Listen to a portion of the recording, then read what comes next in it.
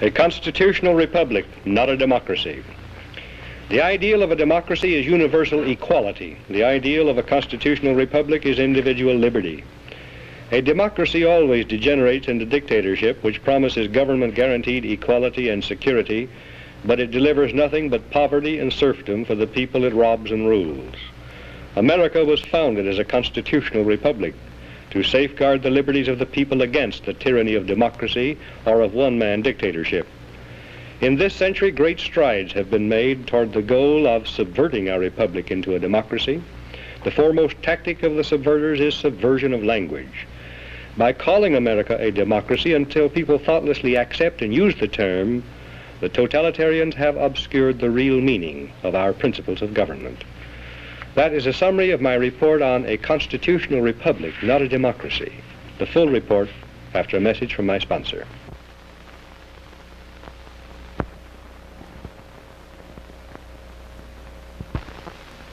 A democracy is a political system in which the people periodically, by majority vote at the polls, select their rulers.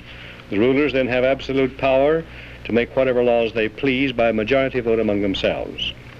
In a constitutional republic, the people also, by majority vote at the polls, select rulers who make laws by majority vote among themselves. But the rulers cannot make any laws they please because the Constitution severely restricts their lawmaking power. The ideal of a democracy is universal equality. The ideal of a constitutional republic is individual liberty. In this century, great strides have been made toward the goal of subverting our republic and transforming it into a democracy. The foremost tactic of the subverters is subversion of language.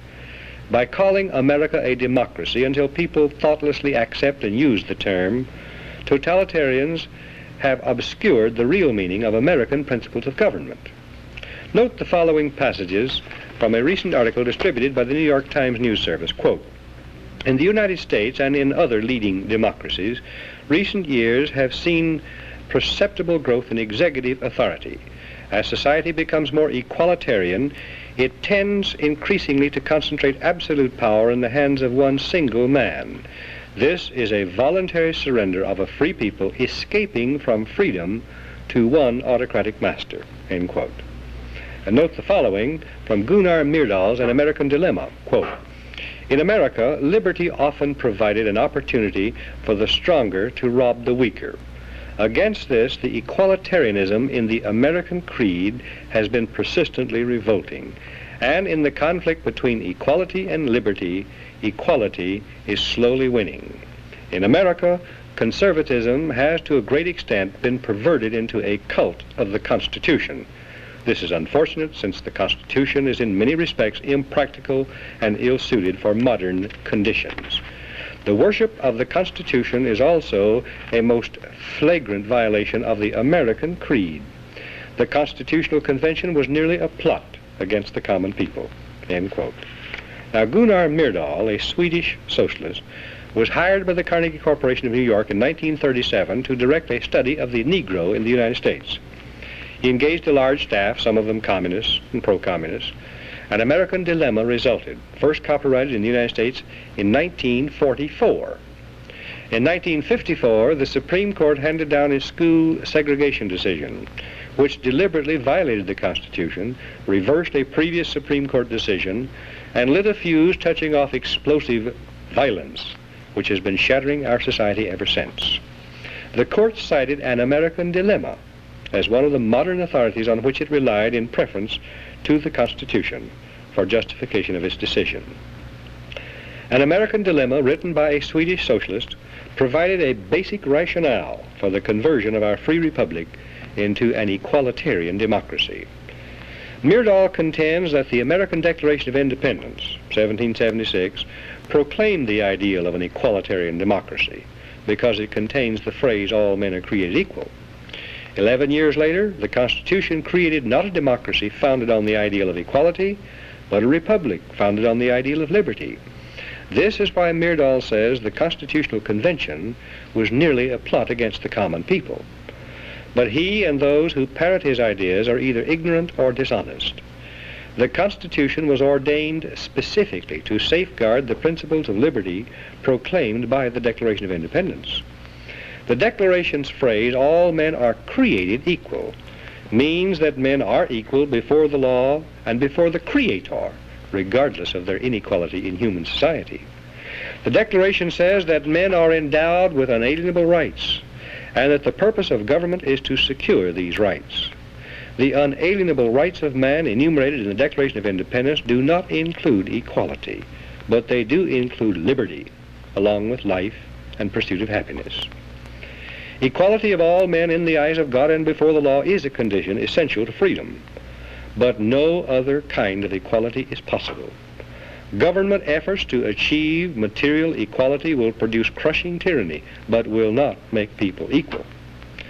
The writers of the Constitution were anxious to safeguard liberty against dictatorship, monarchy they called it, but their chief anxiety was to protect the country against democracy.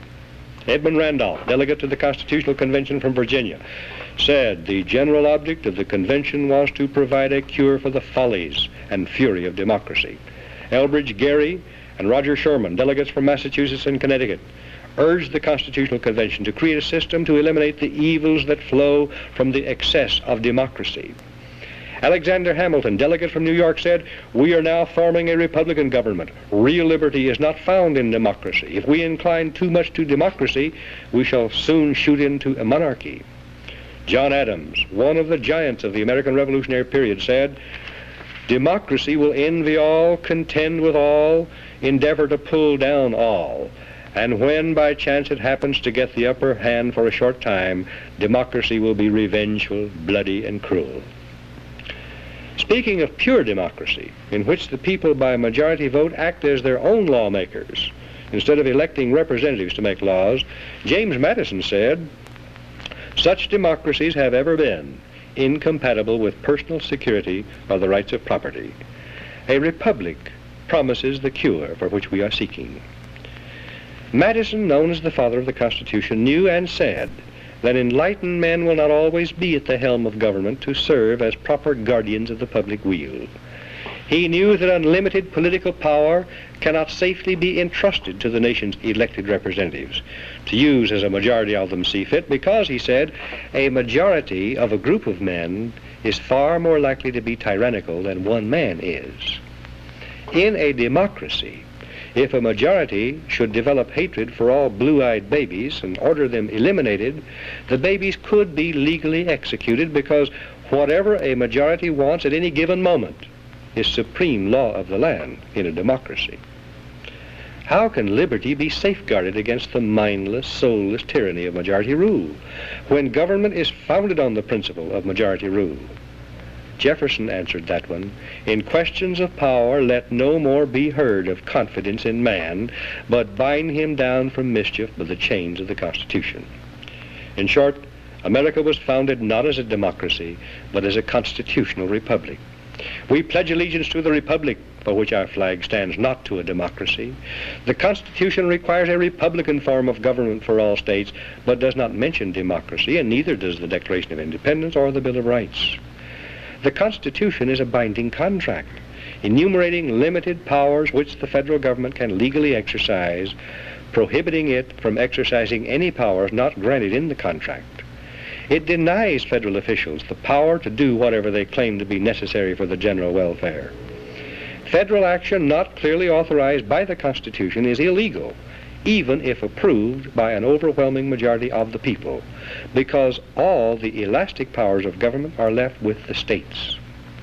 Ultimate power to change the organic structure of government was left with the people, but the means of making changes, amending the Constitution, were carefully prescribed to militate against hasty, unwise decisions by the people. As Benjamin Franklin left the State House in Philadelphia on the closing day of the Constitutional Convention, a woman asked him what kind of government the convention had given America, and Franklin replied, "A republic, if you can keep it." Very old and very wise, Franklin saw through the mists of time to the day when Americans might trade their freedom in a constitutional republic for the promise of government guaranteed equality and security in a democracy. And beyond that, to the day when democracy inevitably degenerates into dictatorship, guaranteeing nothing but poverty and serfdom for the people it robs and rules. The American constitutional system, unique in history, enabled Americans to develop a backward continent into the most magnificent nation of all time. The system was designed to prevent both tyranny by government and reckless rebellion by the people. We must restore it and keep it. And what can you do toward that end? Your job, you who care and understand, is to help educate others. I suggest that you might find a subscription to my report helpful. The Dan Smoot report, on which these broadcasts are based, is sent every week through the mails and will reach you long before the broadcast does. It contains documentation and details I cannot put on the broadcast. You can read it, make up your own mind, pass it on to others. I think it may be an effective tool for you to use to help educate and activate others. And only by this means can we restore our republic.